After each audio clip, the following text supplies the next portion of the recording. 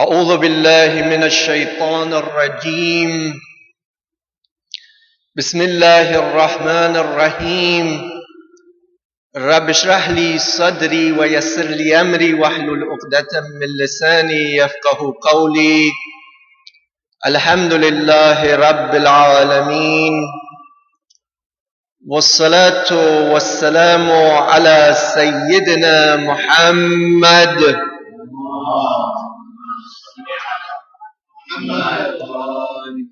وعلى آله الطيبين الطاهرين المعصومين لا سيما بقية الله في الأرضين روحي وأرواح العالمين له الفداء أما بعد. First and foremost, Salamun alaykum wa rahmatullahi wa barakatuh. Secondly, as an introduction, as was already stated, our topic of discussion for this 2 weeks that we will be together, inshallah, is the recognition and awareness of Imam al-Hujjah, Ajjalallahu ta'ala farajahu al-Sharif.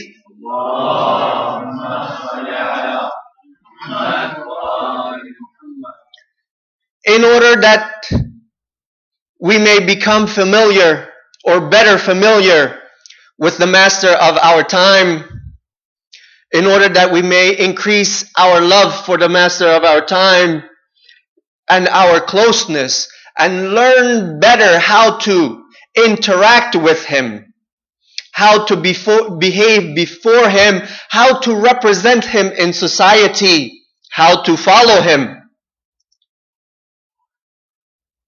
In these next 2 weeks, we will talk about different aspects of the life of Imam Zaman, his parents, his birth, his ghaibah and concealment, his companions, the philosophy and reasoning behind many of these issues, his names and different titles that he has been given. Tonight, however, very briefly and concisely, I want to talk about a little bit about the mother of Imam Zaman alayhi salam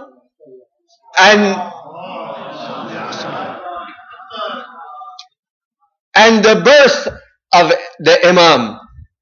As you all know, we followers of the school of Ahlul Bayt, we believe in 12 Imams.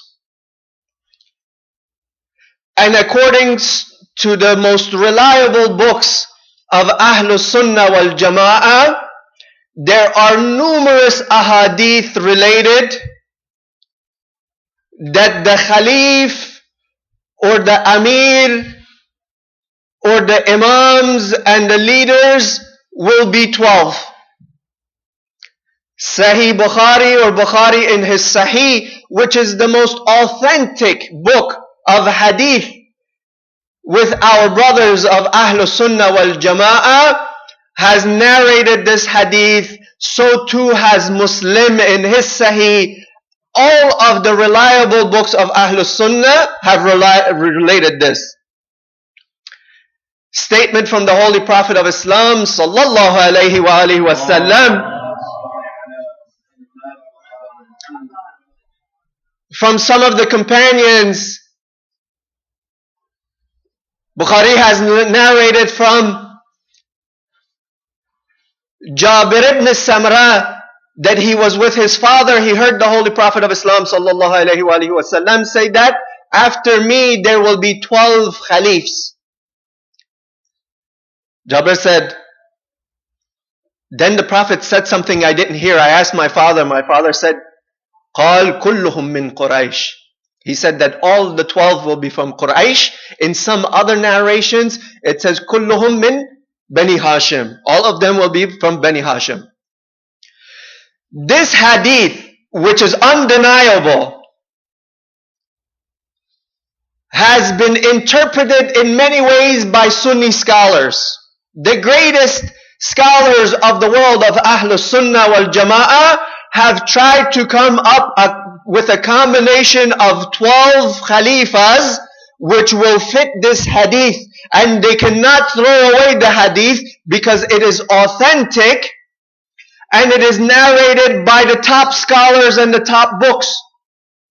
It's not something easy to wipe away and throw away. This is a dilemma for the Sunni world. How do we explain the 12 Khalifs? How do we explain the 12 Amir? Some have included the first 4 Khulafa, added Muawiyah even to it, added Yazid to it, added a few others from Bani Umayyah, and then they have taken some from Bani Abbas and mixed it up. Some have taken others, but each and every one of them have admitted that their calculations are wrong. This is just guesswork.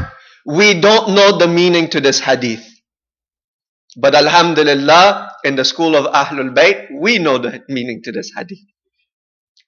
And we know that Imam Mahdi alayhi salam is the son, the direct son of our 11th Imam. And the name of his mother is Lady Narjis. As Allama Majlisi Ridwanullah Ta'ala alayh has narrated in one of his books, Uyunul Jala. When we hear Allama Majlisi, we automatically think Biharul Anwar. But this is another book, Uyunul Jala. He narrates that the mother of Imam al-Mahdi alayhi salam, Lady Narjis, is from the offspring of Shamun, Simon, the successor of Jesus, peace be upon him, alayhi salam. She is the granddaughter of the Caesar of Rome. How did it happen that Imam Askari alayhi salam is in Samarra in Iraq, Lady Narjis is in Rome? They are married. How did they meet? Especially during the time when these two nations were at war with each other. The history of the birth of Imam Zaman alayhi salam is very interesting. It is very sweet. It is something that more we read about, the more it increases our love and affection for Imam al-Hujjah, Ajjalallahu ta'ala farajahu sharif.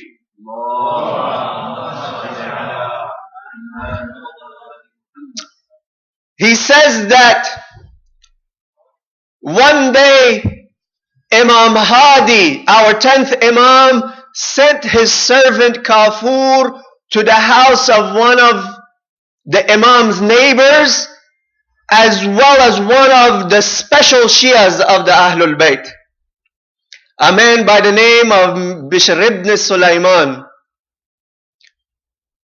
He was the Shia of the Imam and he was the neighbor of the Imam, and he strived very hard to be at the service of the Imam. He says, this Bishr says, one day the servant of Imam Hadi, my master Imam Hadi alayhi salam, came to my house. He said that the Imam has requested you. I went to the house of Imam Hadi alayhi salam. When I sat down, Imam Hadi said, oh Bishr, you are from the offspring of Abu Ayyub al-Ansari. In your household, our wilaya and our muhabba and our love has continually existed. You have always shown affection to us Ahlul Bayt. He said, Bishr, I want to send you on a task by which you will gain distinction amongst our Shia. The Imam took out paper. He wrote a letter in Latin. He handed it to Bishr. And he gave him a money bag with 200 and so gold coins, Ashrafi. In those times, the Ashrafi was the money that was used. which are gold coins, 220 if I'm not mistaken. He said, I want you to go to Baghdad. On such and such a day, the ships will come in and they will bring the prisoners of war.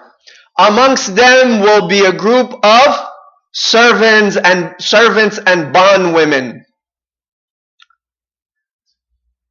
He said, around noontime, be on the bridge, look for a slave trader by the name Amr ibn Yazid.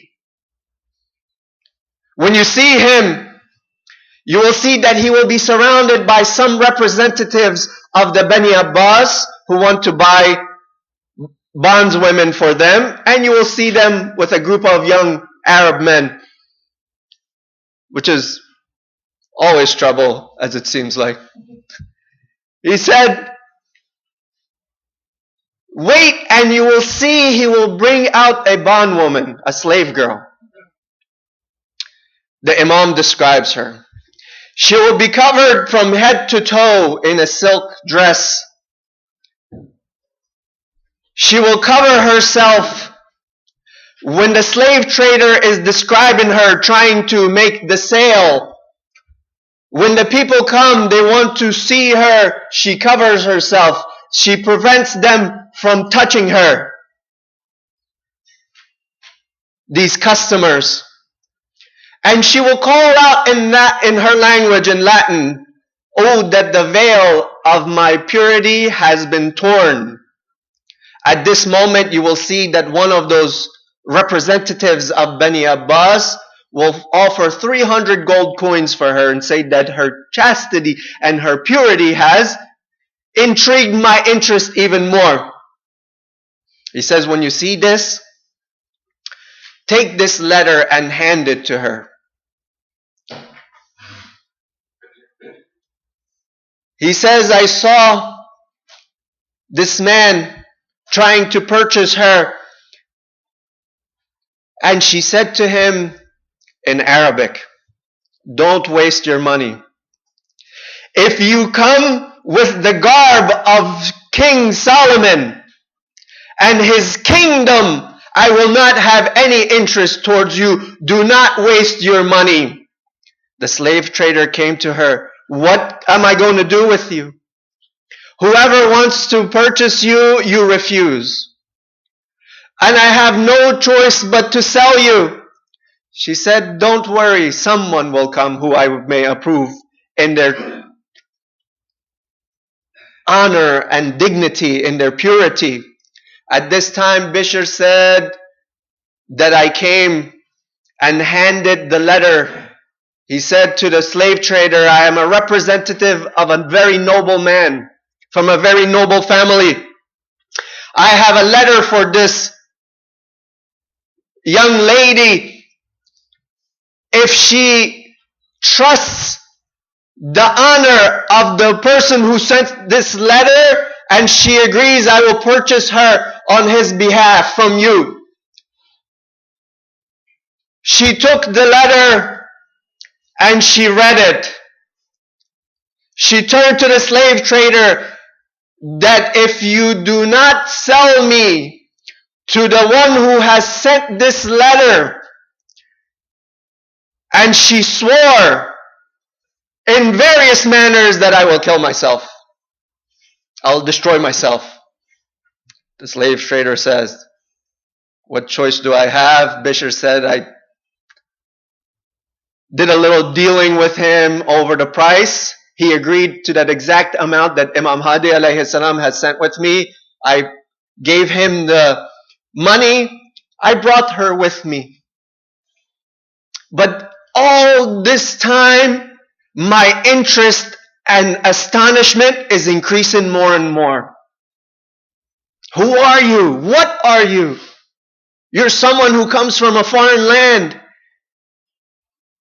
He says, I took her to a room which I had prepared for her to rest in Baghdad before delivering her to Imam Hadi alayhi salam. When we reached this room, she took that letter out. She started to kiss the letter, rub it on her eyes, on her face, on herself. Bashir said, I was astonished. I asked her, why are you doing this? You don't even know who sent the letter. She said, oh, you who are weak in the recognition of the successors of the Holy Prophet and his household. Listen to me and let me tell you my story. Let me tell you who I am. My name is Malika. My father is Joshua. My grandfather is the Caesar of Rome. I am a princess. I am a princess, not a slave girl. She says, when I was 13, my grandfather wanted to marry me to his nephew.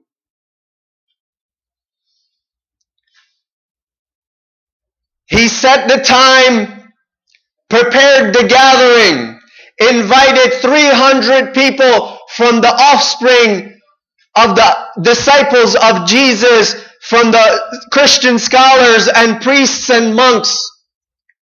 He invited 400 of the nobles.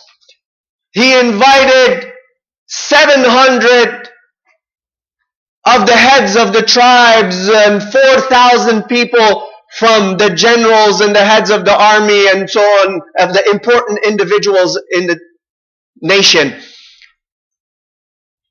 They put a throne made with jewels, very decorated with very expensive jewels, on 40 pillars in the room within the palace. They put up the crosses and the statues. My grandfather told his nephew to go sit on that. The priests came. The scholars came. My grandfather, the Caesar, told them to recite from the gospel and to start the ceremony. She says, when they opened the gospel to start to recite, everything in the room started to tremble. The statues and the crosses fell to the ground, the throne fell to the ground, and his nephew fell unconscious onto the ground. Everyone became frightened. What is going on? She said, my grandfather saw this as a bad omen. In order to repel this bad omen, he decided to marry me off to his brother, the nephew's brother, his other nephew, the brother of the nephew, so that maybe by this boy, they repel the bad luck of the brother. She said, he commanded that they do the same thing. They set the throne back up and all and so on and so forth in the gathering, and the same thing that happened to the first brother happened to the second brother. He said, everyone became worried. The priests and the scholars came, said, if you do such a thing, we fear that it is the end of the religion of Christianity. There is something in this matter that you should not continue. She says, my grandfather, the Caesar, was ashamed. He went back to his personal quarters and so forth. Everyone went home. That night I went to sleep. I saw in my dream, in that same room, that very place where they had set up the palace, a mimbar, a pulpit made of light which reached towards the heavens. I looked and I saw Jesus alayhi salam. I saw Simon. I saw some of the disciples. Then I saw that the Holy Prophet of Islam, sallallahu alayhi wa alihi wasallam, he entered the room along with Amirul Mu'mineen, along with the other A'imma. When Jesus alayhi salam, he saw the Holy Prophet of Islam, out of respect, he ran towards him, he welcomed him, he put his arms around him and hugged him. At this point, the Holy Prophet said to, Ya Ruh Allah, O Spirit of Allah, to Jesus, I have come to request the daughter of your successor Simon for my son here. And she says that he pointed towards the full bright moon, Imam Hassan al-Askari alayhi salam.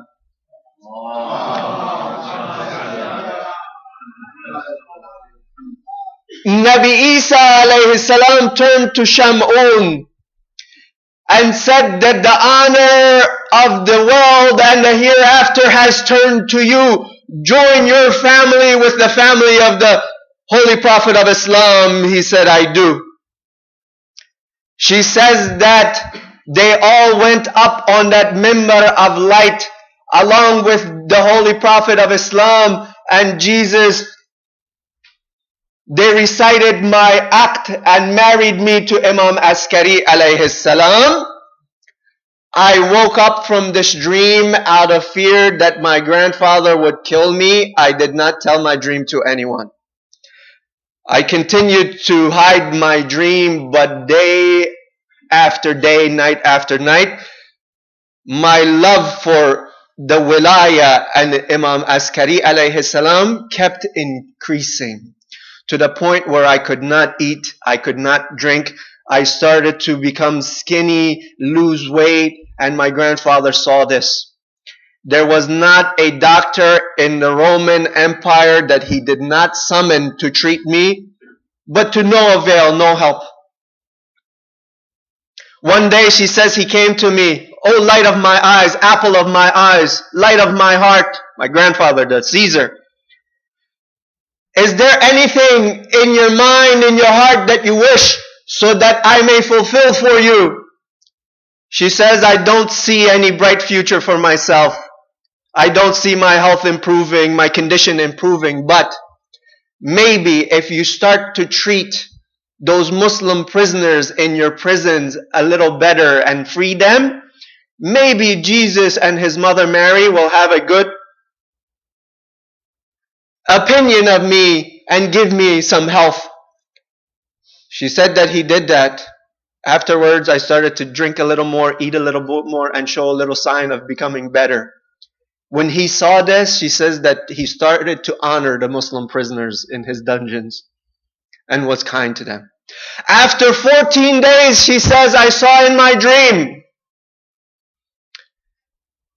Maryam, Lady Mary, along with 1,000 hurs from paradise as her servants.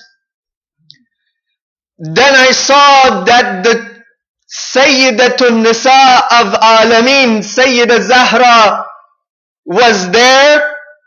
Lady Mary and all of them were there showing their respect to Sayyida Fatima salamullah alayha. Like a servant shows respect to the master. I asked Mary, "Who is this?" She said, "This is the mother of your husband. This is the lady of the worlds from the beginning to the end. This is Fatima Zahra salamullah alayha." She says, I ran to her and I said, "My lady, why has your son, my husband, forsaken me after what took place, what is happening to me? He has not come to visit me or paid any attention to me." She said that because up until today you have attributed partners to Allah. She said, "Say this statement with me. Ashhadu an la ilaha illallah wa anna Muhammadan Rasulullah." She said, I repeated this statement. Sayyida Zahra put her arms around me and held me tight and hugged me. She said, "My lovely child, from now I will send my son to visit you." I woke up from the dream. All day I kept repeating the Shahadatain. The following night I went to sleep. In my dream I saw that Imam Askari alayhi salam came to me in the spiritual world and visited me. She said to Imam Askari, "Oh my beloved, after you took my heart and captured my heart, why did you not come to me? And you left me." Imam Askari said, because of the fact that you were a mushrik. You attributed partners to God at that time. But from now on, I will visit you every night. And she said, from that time, Imam Askari alayhi salam visited me. Baqir said, how did you end up with the captives? You're a princess. How did you end up with slave girls and bondwomen? She said, one night Imam Askari alayhi salam told me that your father will send a regiment, an army to fight the Muslims. Later on that night, he will follow them himself with his servants and so forth. You disguise yourself so no one recognizes you and hide with the servants. She said, I did so. When the army met the Muslim army, the Muslims overpowered us and they captured us, and this is how I ended up here with them. She said, how do you speak Arabic? You're fluent in Arabic, but you are Roman. She said, because of the love my grandfather had for me. And he wanted to educate me. He wanted to know the culture and the ways of the world. He hired a woman that was a translator. Both spoke Latin and Arabic. Every morning and every night she used to come and teach me until I became fluent myself. Baqir said, I delivered her to Samirra, to Imam Askari alayhi salam. When Imam Askari saw her, he welcomed her. She greeted the Imam. She said, how do you see the honor of the Ahlul Bayt of the Holy Prophet of Islam? She said, Yabna Rasulullah, how can I describe something to you which you know better than me? He said, I have two choices for you. I have two choices for you. I can give you a large amount of wealth, or I can give you a good news. She said, I don't want any material wealth. After all, she grew up in the lap of luxury. She was a princess. But at the same time, she was pure and chaste and righteous. She said, I don't want that. I want the good news. Imam Hadi alayhi salam said to her, soon Allah will give you a son who will fill the earth with justice and equity, after it has been filled with injustice and inequity. She said, from who? Perhaps she was trying to test her father-in-law, her Imam. Imam Askari said, to the one that my grandfather, the Holy Prophet of Islam, and Jesus, the Spirit of Allah, wed you to in your dream. Then Imam Askari turns and asks her, do you know which one? Then she says, how would I not recognize him, that from the moment I became a Muslim and recited my Shahada at the hand of the best of the women of the world, Syed Zahra salamullah alayha, there has not been a night except that he has come to visit me. At this time, Imam Hadi sent his servant Kafur to the house of the sister of the Imam, Hakima Khatun, to summon her and request her to come. When Hakima came, she says that Imam Hadi turned to me and said, my sister, this is the one. This is the one I told you about. Hakima says, I ran to her and hugged her and kissed her and showed her so much affection. Imam Hadi said to his sister, my sister, oh honorable daughter of the Messenger of Islam, take her to your home and teach her her wajibat and muharramat and her mustahabbat. She said, I took her to my house. After a few days or some time, Imam Askari alayhi salam came. When he entered the house, he looked sharply towards Lady Narjis. He looked sharply towards her. I thought something was up. What's going on? I said to my nephew, do you want me to send her to you? Do you need her for anything?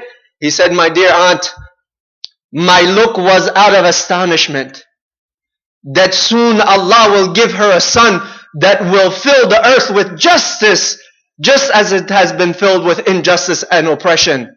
Look at the status of the mother of Imam Zaman alayhi salam, Lady Narjis.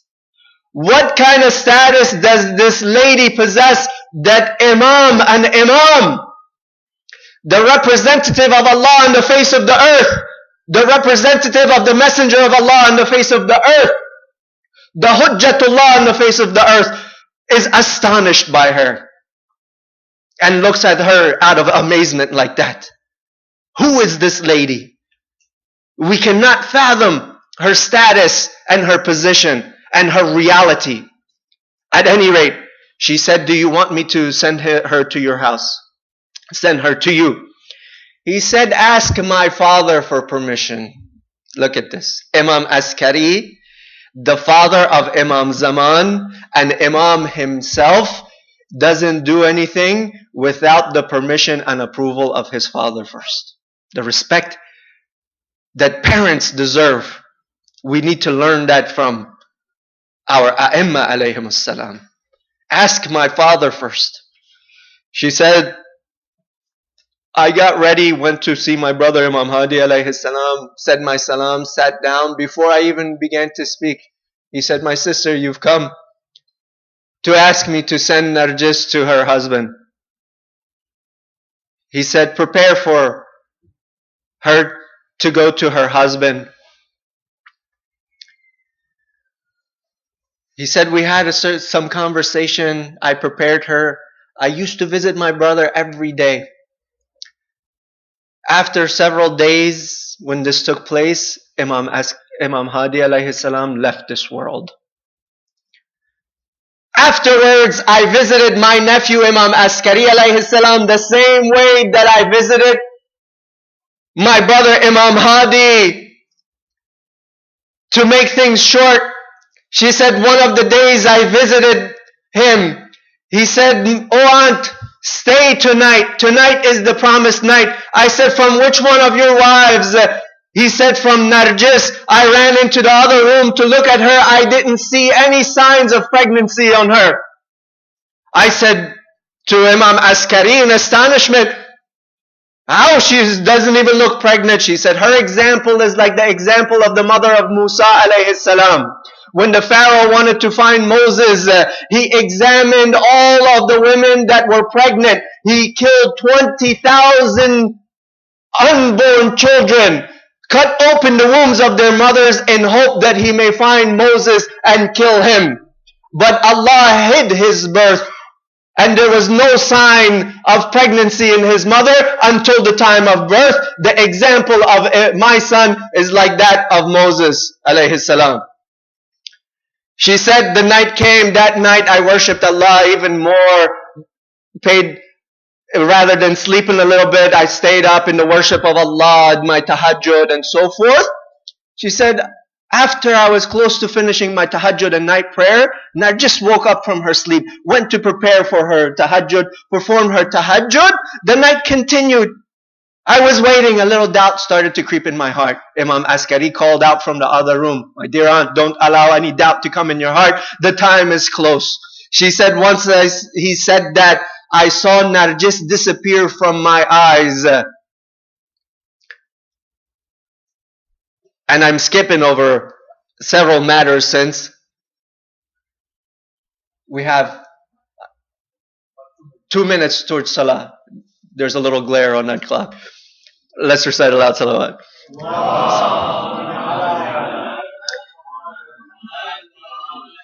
She said she disappeared from me. I ran out in fear to the other room, to my nephew, Imam Askari. He smiled, he looked at me and smiled. She said, and go return back to where you were, you will find her there. I returned, I saw Imam Hujja alayhi salam, his light shining the room, shining bright in the whole sky, prostrating with his index finger pointing, saying, Ashhadu an la ilaha illallah wa anna Muhammadan Rasulullah, and sending salawat to his grandfather, the Holy Prophet of Islam, and all of the A'imma until he reached his father. His light was so bright that it blinded my eyes. And from the other room, Imam Askari called out, oh Amma, my aunt, bring my son to me. She said, I went to pick him up. I found him pure, clean, I picked him up on his arm. I saw it was written, Ja al-Haq wa Zahaq al-Batilu. Inna al-Batila kana zahuqa. I brought him into the other room. As soon as he saw his father, Imam Askari, he said salam to his father. Imam Askari took his son, put his tongue on his eyes and ears and mouth, and said, my son, speak by the permission of Allah. Imam Zaman said, Bismillahir Rahmanir Rahim. وَنُرِيدُ أَن نَمُنَّ عَلَى الَّذِينَ اسْتُضْعِفُوا فِي الْأَرْضِ أَن نَجْعَلَهُمْ أَئِمَّةً وَنَجْعَلَهُمُ الْوَارِثُونَ. He read this ayah of the Quran and started to send blessings and salawat to his grandfather, the Holy Prophet of Islam, all the way back to his father Imam Askari alayhi salam, and he made dua to Allah subhanahu wa ta'ala, asking him, oh Allah, assist me in that task that you had appointed for me, and fill the earth with justice and equity by me as you have promised me. Walhamdu lillahi rabbil alameen. As we're preparing for Salah, let us all from the depths of our heart, for the hastening of the return of Imam Zaman alayhi salam, recite this blessed dua together. Bismillahir Rahmanir Rahim. Allahumma kulli waliyika al-Hujjat ibn al-Hasan, salawatuka alayhi wa ala aba'i fi hadhihi as-sa'a wa fi kulli as-sa'a, waliyan wa hafidha wa qa'idan wa nasira wa dalilan wa 'ayna, حتى تسكنه أرضك توعا وتمتعه فيها طويلا برحمتك يا أرحم الراحمين. وصلى على